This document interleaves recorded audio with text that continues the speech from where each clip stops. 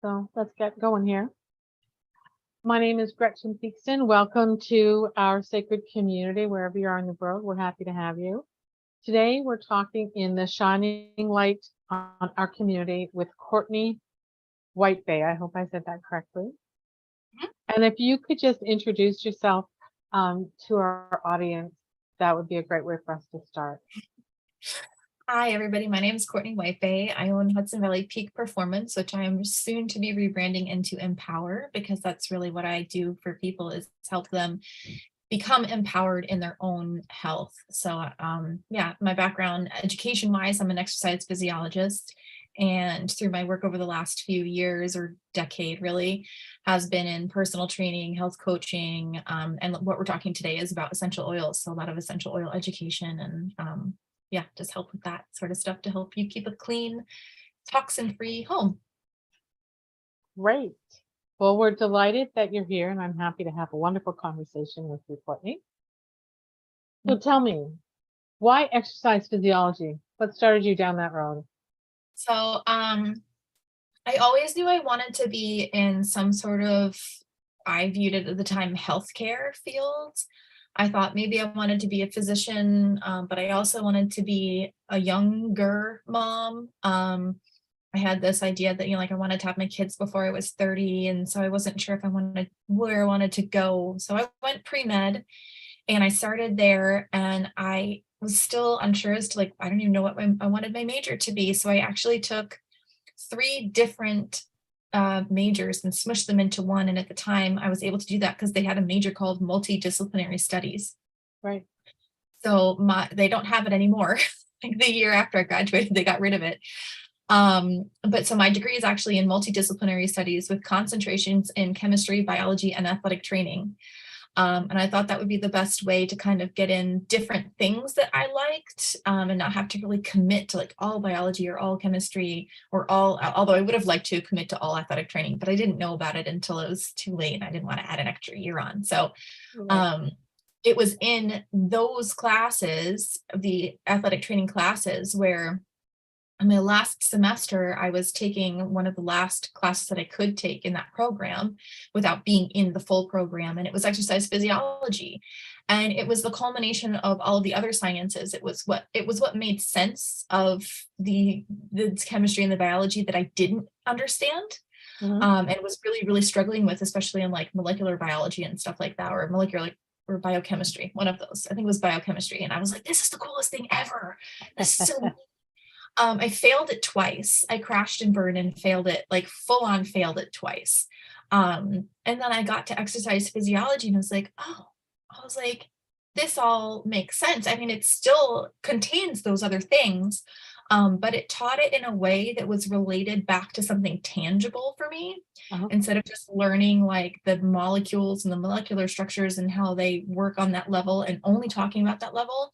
It related it back to the whole human being. And I was like, oh, well, this makes an awful lot of sense. You go run down the street and mechanically this happens, and then chemically this happens. And that's very interesting. So I decided from then, it was just I fell in love with it. And I was like, oh, this is really awesome. And I went and got a master's degree in exercise physiology. So here we are. That's fantastic. Good for you. It's kind of fun when we hit that little sweet spot, isn't it? Yeah, I knew I loved the sciences and I was always so fascinated by it. But it contained everything, I got to do research. I got to work with athletes, world-class athletes. I got to work in a clinical setting. I got to do stress testing. I got to do rehab. I got to do, I taught an aerobics class, which was terrible. It was terrible. I too left me. That's one thing I'll never teach again willingly. It's not enjoyable for any of us. Unless you like to run. Yeah. Oh God. But yeah, it was great because I was exposed to so many different facets of the one subject has so many different facets, and I was exposed to it all and I really enjoyed it. Good for you. And you said you do essential oils. How did your exercise physiology get you into essential oils? It didn't. Okay. The short answer is it didn't. I actually got really sick. I live in the Mid-Hudson Valley of New York State in the USA. So I'm about 90 miles north of New York City and about 5 hours south or so of Canada. Yep. And You're across the ocean. You're across the lake from me. oh, okay. Yeah. Which lake? I'm in Toronto, so it's Lake Okay, cool. Ontario, and then hang a left. Yeah. There you go. Right. I'm just like a little short drive southeast, Yeah. probably, right? Yeah. Yeah. So yeah, so if you know this area, and I don't know if you guys have this problem or not, but over the last few decades, I remember it when I was a kid, oh, check for ticks, wear long white socks, pull them over your jeans, that terrible style that we all kind of sort of adopted. Yeah. And have since honestly just given up on, because we have so many ticks here at this point that it's Yeah. like, do the best you can, and you check after you come home, and you take a shower every day, and anytime, like in the dead of heat of summer they go away, in the dead cold of winter they go away, but anything in between, they're out, and they're crazy. So I actually I contracted Lyme's disease after the birth of my second daughter. I was about a year postpartum with her. And I ran a Father's Day half marathon, which was like around June 16th or something like that. Pretty slow, but still I was, able to run 13.1 miles or whatever it is. I finished it, survived it. I love running, but the distance I don't usually do. So that was like a little bucket list thing. And so that was around the 16th, and by about the 4th of July, I went to my parents' lake house in the Poconos in Pennsylvania, and it was hot. It was really hot. But it was shaded, and I was kind of used to running in the summer.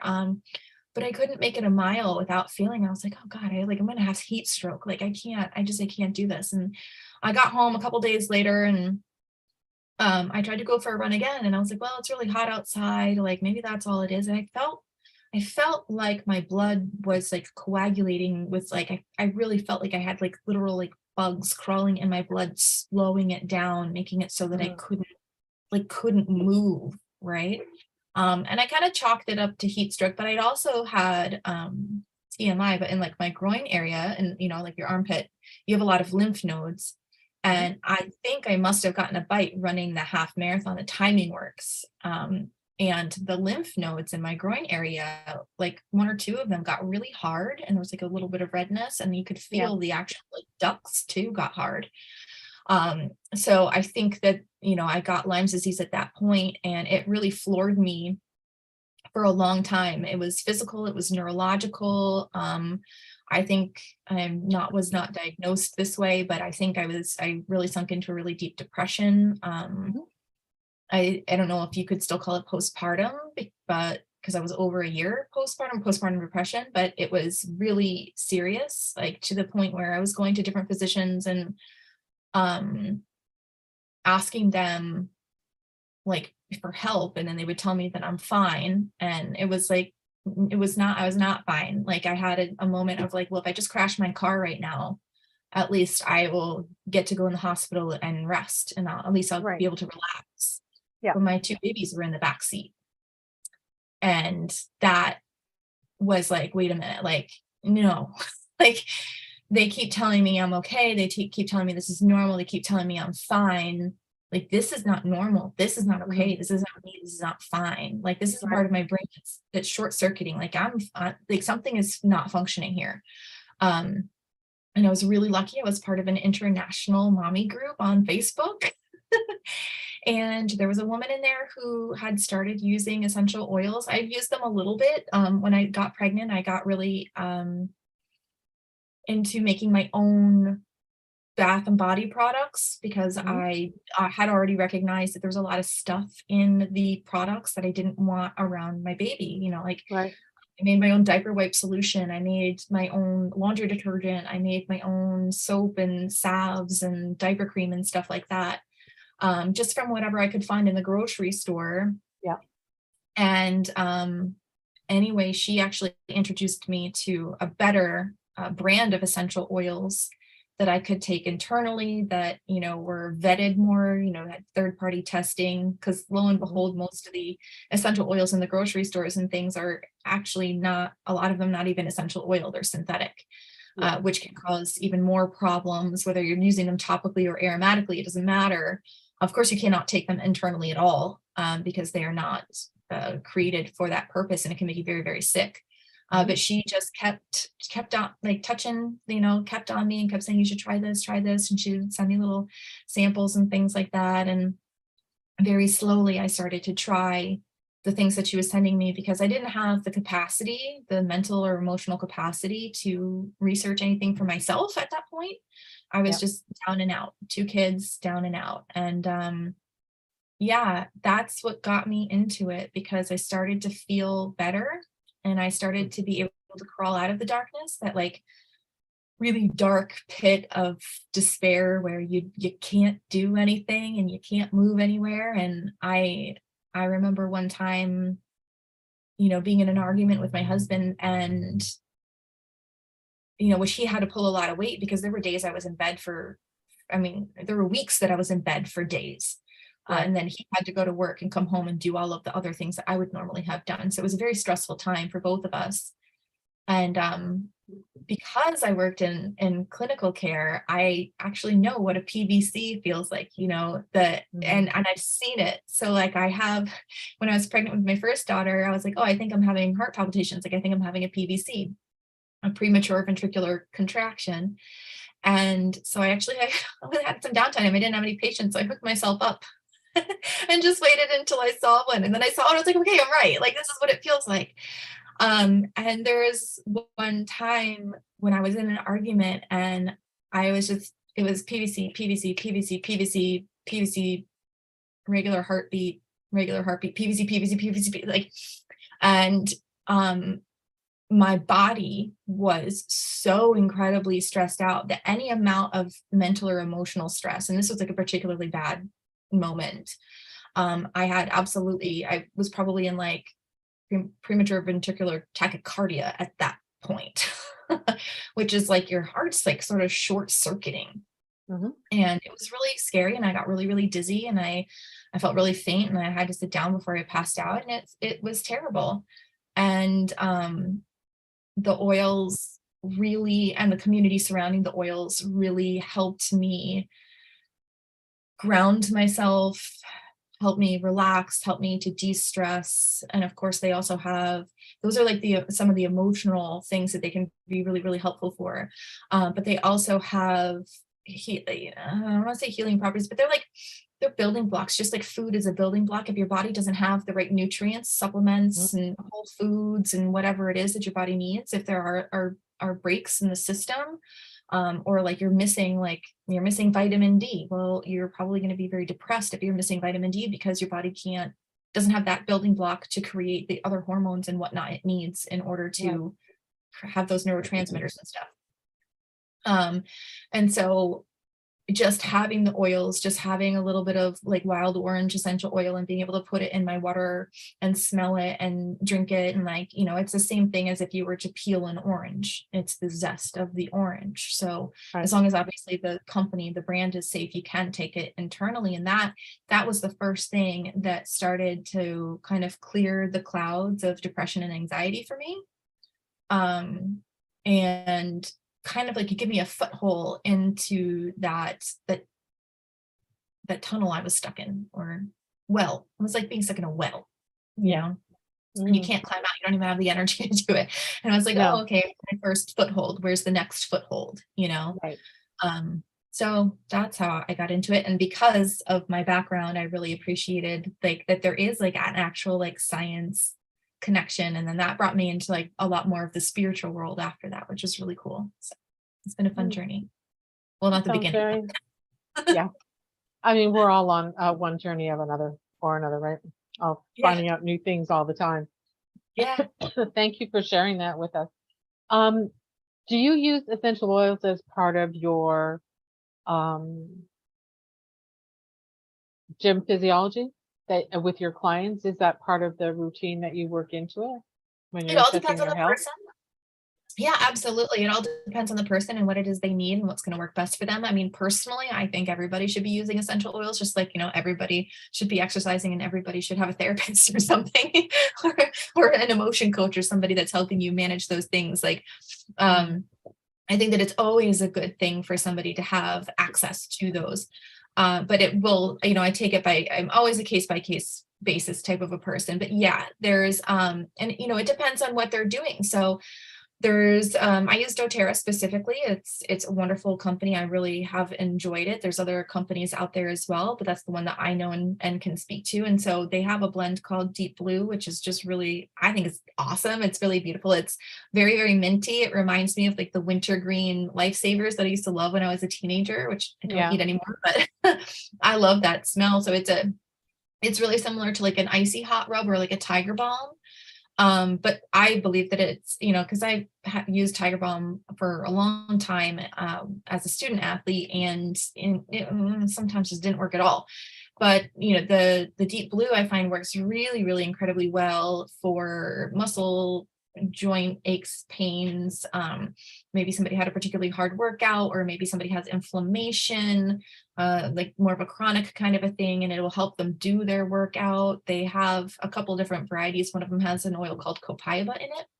And that I find is really helpful in relieving even more of the pain. I broke my foot last October, a little over a year ago, and I used that on my foot to help expedite the healing and reduce some of the inflammation and just make sure it didn't hurt too bad. But yeah, that's one that I definitely use. Do you use any vitamin routines or any botanicals in your health? I do personally. And I have certain things that I recommend for my clients as well. And my children take certain things for sure. I use doTERRA's whole food multivitamins. They have what's called the Lifelong Vitality Pack, which I find to be really useful. It's got omegas, it's got the multivitamin, and it's got what's called a cellular vitality complex. Basically making sure that your cells have, everything they need to reproduce properly, live properly, and die properly. Much like frankincense has a lot of those cellular healing properties as well, which is a great holiday oil to have on hand for so many reasons. But just, promoting that like ease and grounding and yeah, so that's something I take every day, are those three. On and off, I take probiotics. Sometimes I use the probiotics in doTERRA, but I also like to mix it up with like plain organic yogurt and kimchi and sauerkraut, and kombucha, right? Yeah, more fermented products, naturally Yeah, fermented the products. fermented products, because, there's different strains and things like that. And so I like to get it from different sources, but I do find that to be very helpful. If my stomach is kind of upset and bloated, I'll use food enzymes, Terrazyme.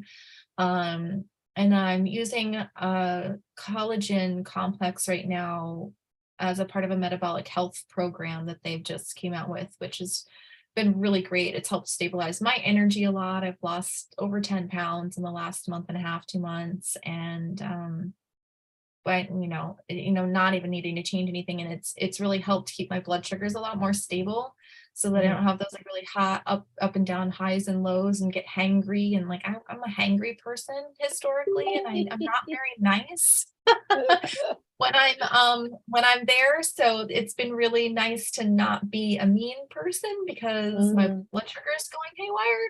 So yeah, that's been really good for me too. So I kind of take a fair few supplements. Yeah.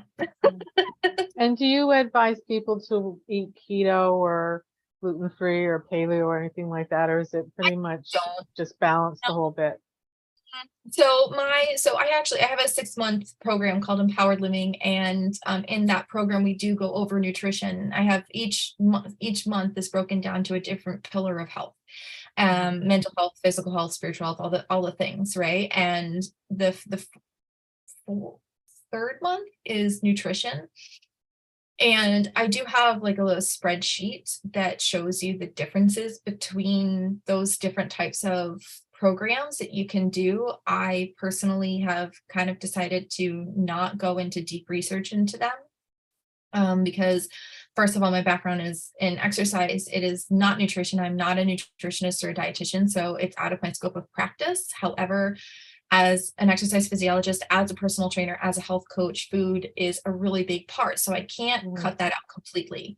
So my take on it is eat as organic as you can, eat as whole foods as you can, eat as many fruits and vegetables as you can, eat as high quality protein as you can, eat as locally as you can, and eat as humanely as you can. So if you're going to be consuming animal products, are they pasture raised? Are they fed according to their own innate biological food sources? The thing that drives me nuts is going into the store and having it greenwashed that, like the eggs are all vegetarian fed chickens, or this organic poultry is all vegetarian fed. And Chickens aren't drives me crazy. vegetarian. They're not vegetarians. They're not vegetarians. I have like 20 chickens in my backyard. We've raised chickens for years. Yeah. Like, they are not vegetarians. I saw one of my chickens I saw them eating a snake one time. Yeah, they do that. They like those. Snakes, worms, So bugs of any weird. kind. Yep, that's their thing. Uh-huh. They're protein dependent animals. Mm-hmm. So when yeah, you see that's funny. your eggs are all vegetarian fed, that makes you feel kind of like warm and fuzzy inside, right? Like, Not really. that's good. But like, that's wrong. It's totally wrong, because that's not what those animals are supposed to eat. You can't feed a cat vegetables for their whole life and Right. beans. Like, they're gonna die. Like, it Yeah. doesn't. We can't all creatures cannot be vegan. It's just not. It just doesn't work. Not all bodies are made to do that. So, and that's my thing. It's like, if you're eating and it feels good in your body, if you're preparing your food and it is pleasant and pleasurable for you to prepare it as much as you can. Maybe you don't like to cook, of course, like there's caveats to everything. But in my programming, the first week I ask, don't change anything unless there's something you've already decided to change, but no need to change it for the program. For the first week, just write down the things that you ate and how it made you feel while you were eating it, and how it made you feel, 30 minutes, an hour later. And at the end of the week, see if there's any patterns. See if you made something a couple of times this week and you were pissed off making it. That's maybe not the right food. No, I imagine not. Yeah. See if you made something a couple times this week, or maybe you just made it once this week, but like it triggers like, oh, you know what, the last time I made this and this time I made this, I enjoyed eating it, but I had diarrhea for the next 3 hours. Right.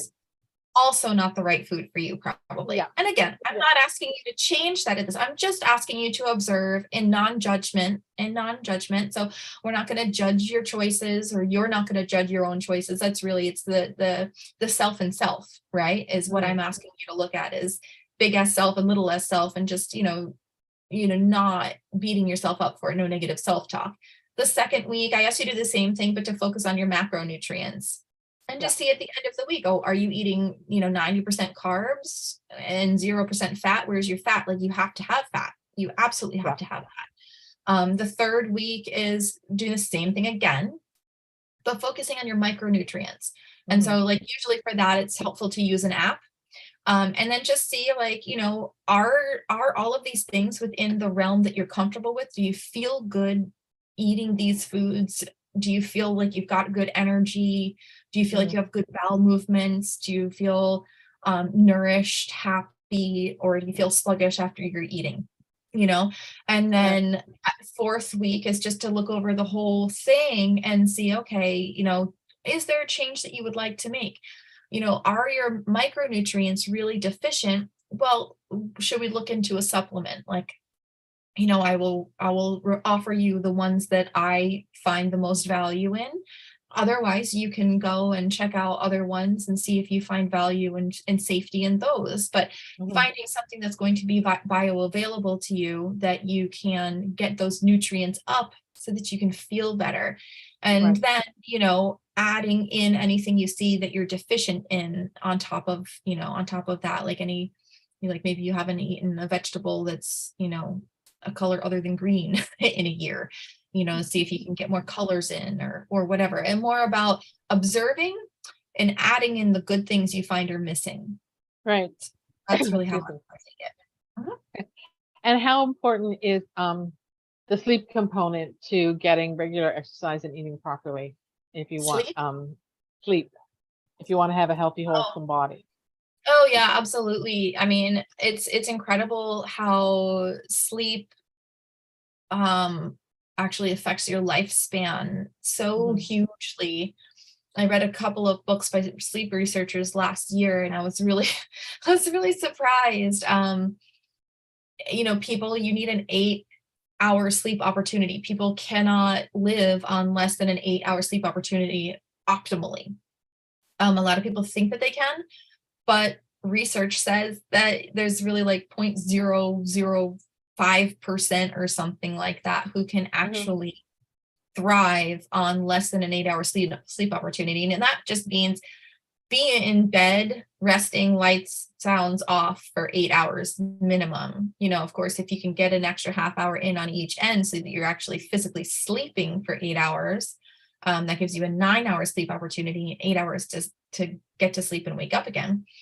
That's even better, but a minimum of an 8-hour sleep opportunity, whether you're actually sleeping or not. Because if you practice that, at least you're going to fall asleep faster as you practice. It's Mhm. a little frustrating to get into that routine right off the bat, but it will happen, and your body will re-regulate. Same thing, taking the time to set up your sleep schedule so that it's the same every day. You get up and go down at the same time each night and morning.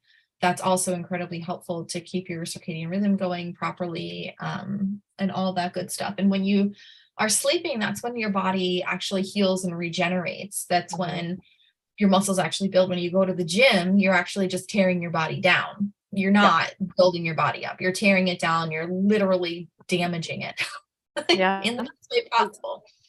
Yeah. But you're literally damaging your body. And then when you sleep, that is when the repair really starts to go in full swing.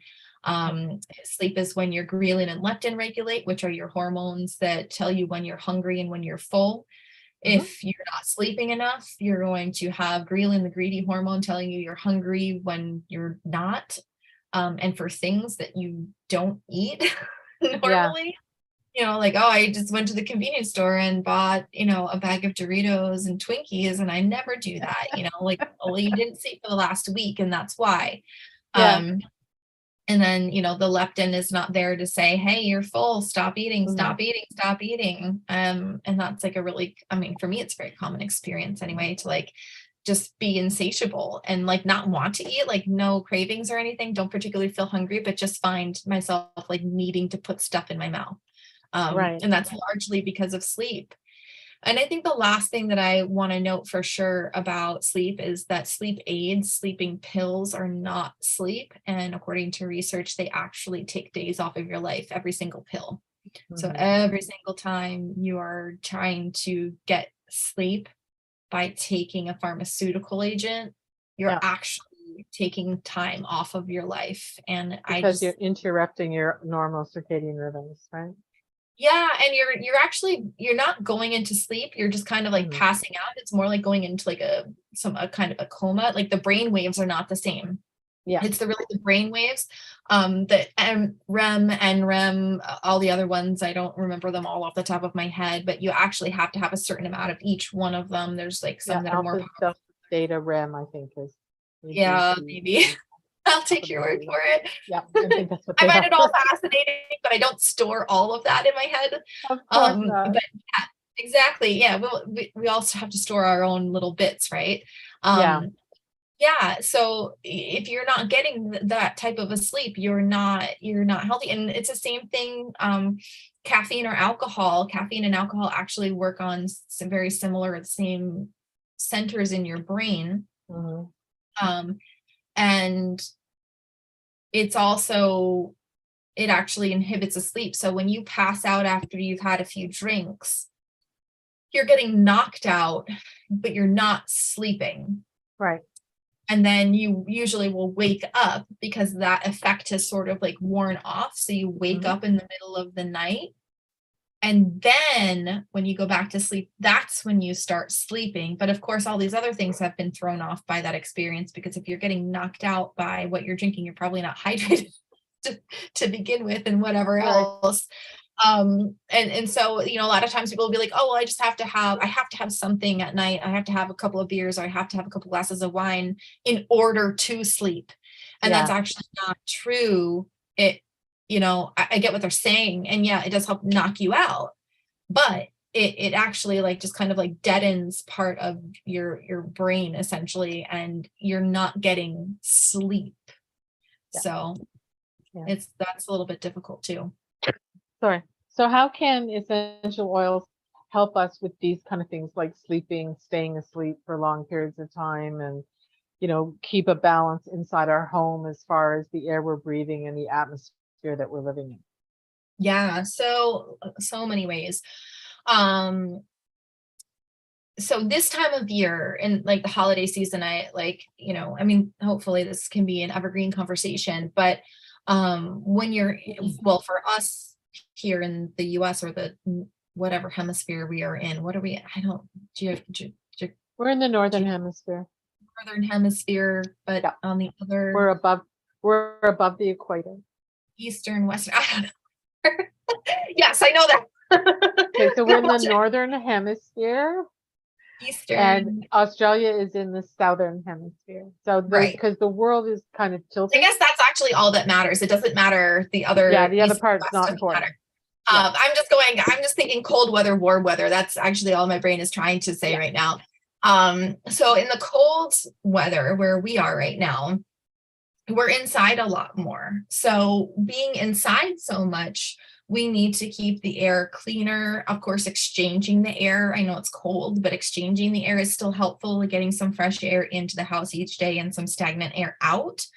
But essential oils are really helpful if you just fuse them into the air. I actually brought a few here. So this one is called On Guard. This is our immune protective blend. And On Guard is great to diffuse this time of year. First of all, for like Christmas, it smells like Christmas, which is really yummy. It's, what is it? It's wild orange, clove, cinnamon, eucalyptus, and rosemary. So it really smells like, I actually will take a drop of this, put it in water, and then slice basically a cup of water, 1 drop of this, and an apple, and slice up the apple, and I'll put it in the water, and the apple will soak up the oil a little bit, and it actually tastes like eating apple pie, but they're fresh apple slices. Right. And it's really like that's what this smells like. So when you diffuse it into the air, it actually helps to clean the air of some of the little microbes that are hanging out in there. Another one I like to do, sometimes I'll add to it, which Southern Hemisphere people will definitely know, tea tree oil or melaleuca. This one is a fantastic helper in terms of making sure the microbes are, going bye-bye. Trying to be sort of compliant here. we can't. Okay, I get what you're saying. I've got some. Yeah, I've got tea tree oil as well. Yes, tea tree oil. Like I feel like I was probably first introduced tea tree oil when I had a family move in next door from Australia. They came here and did a year when I was in high school, and the son would use it on his face as a teenager. And then I went to Australia for a year and lived there. And of course, tea tree oil is everywhere. They use it for everything. So it's really great. It has a lot of antimicrobial, antibiotic properties. Yep. So whether you diffuse it or you put it on your body, it's really, really helpful.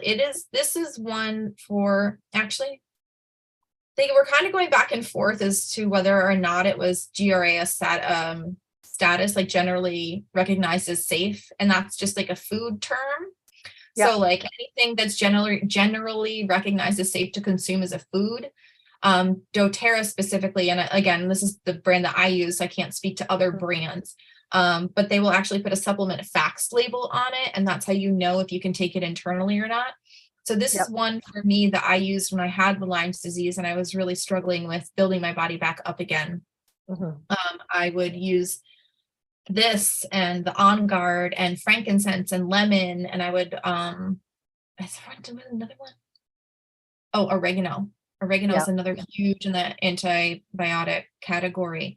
Lots of properties on that, which is really great. And I would put them together into a roller, and I would rub them on anytime any twinge of anything, I would put them on my neck. It didn't smell super great because a lot of stuff just like piled in there. But I actually will make droppers now for my kids, and I'll dilute it in like olive oil, or you could put it in fractionated coconut oil too, but I put it in a little bit of olive oil and I put it under their tongue. Of course, only the oils that you can actually consume. But yeah, so and there's other blends that you can do that specifically clean the air. On Guard is one. And then of course all the single oils that you can add for that are also really phenomenal.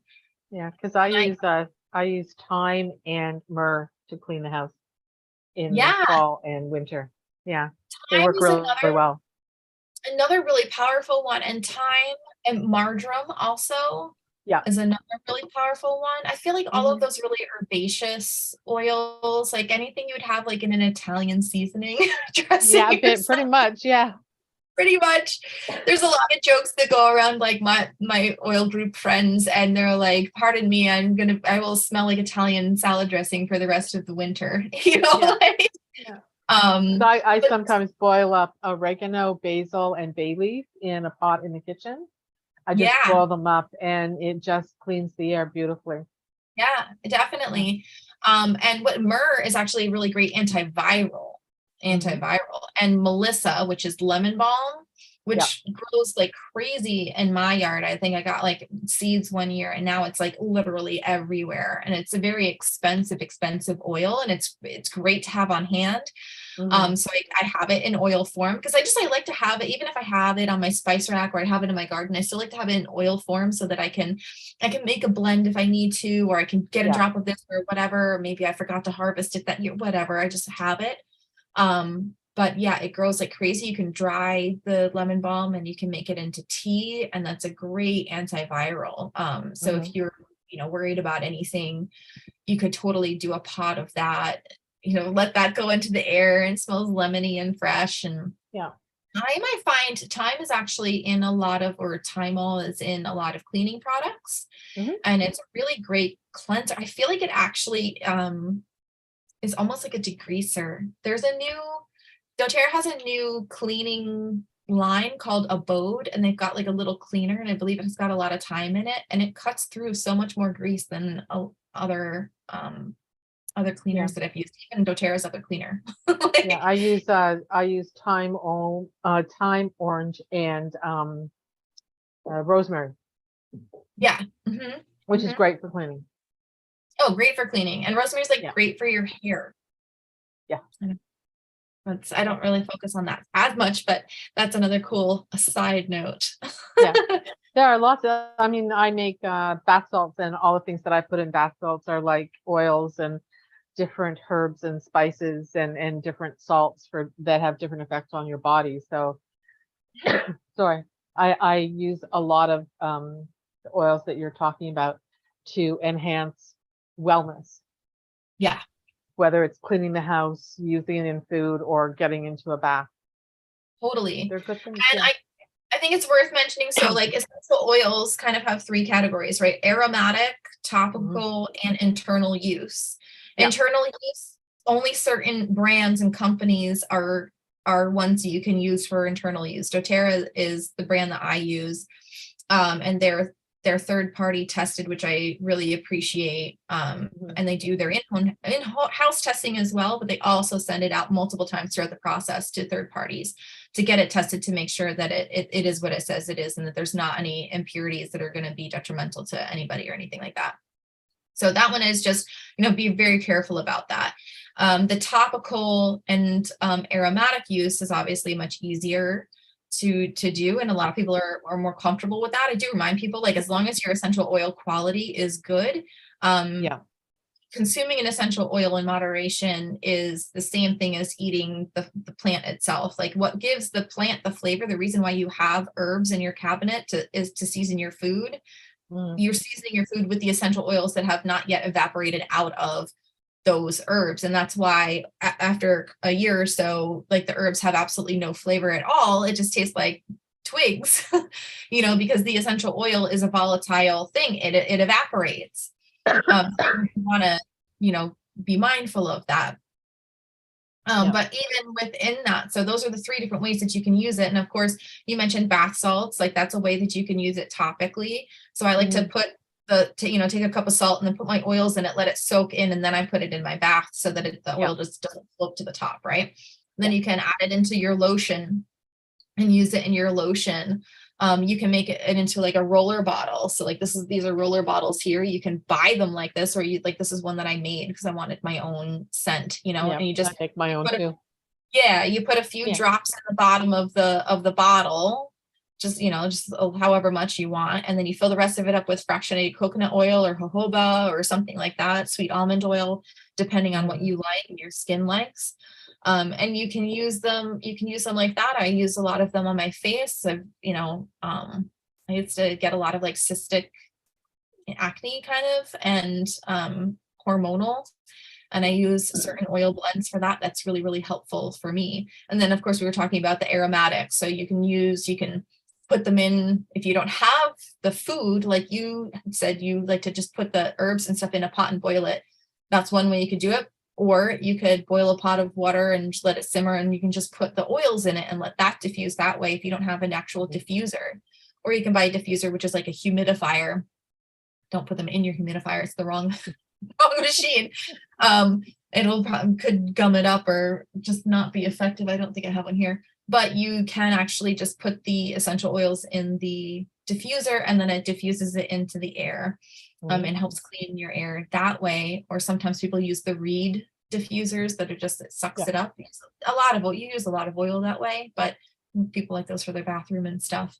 So I think those are the 3 main ways, or the 3 ways that you can use the oils. And then just also to be mindful that there are hot oils, what we call hot oils, and those ones are actually when they're straight and not diluted with another carrier oil, like a coconut oil or something that doesn't have its own smell. You can actually kind of get a little bit of a burn from them, or it may tingle depending on how sensitive your skin is. So the hot oils, I would say, are probably like oregano, thyme, marjoram, cinnamon, clove, things like that. And then like a little step down, so that are like kind of tingly, are things like peppermint, probably spearmint to a lesser degree. Lavender is pretty tingly when it's straight and not diluted. So if you have sensitive skin, you just always want to make sure that you're diluting your oils. Of course, once you get used to things and you know how it feels, you can make your own personal decisions on that. But in the beginning, I always advise to just dilute it with coconut oil or whatever carrier oil you have on hand that you're comfortable with, so that you don't obviously hurt yourself, because they are very, very, very, very strong. It's like 1 drop of peppermint oil is equivalent to like 21 cups of peppermint tea or something like that.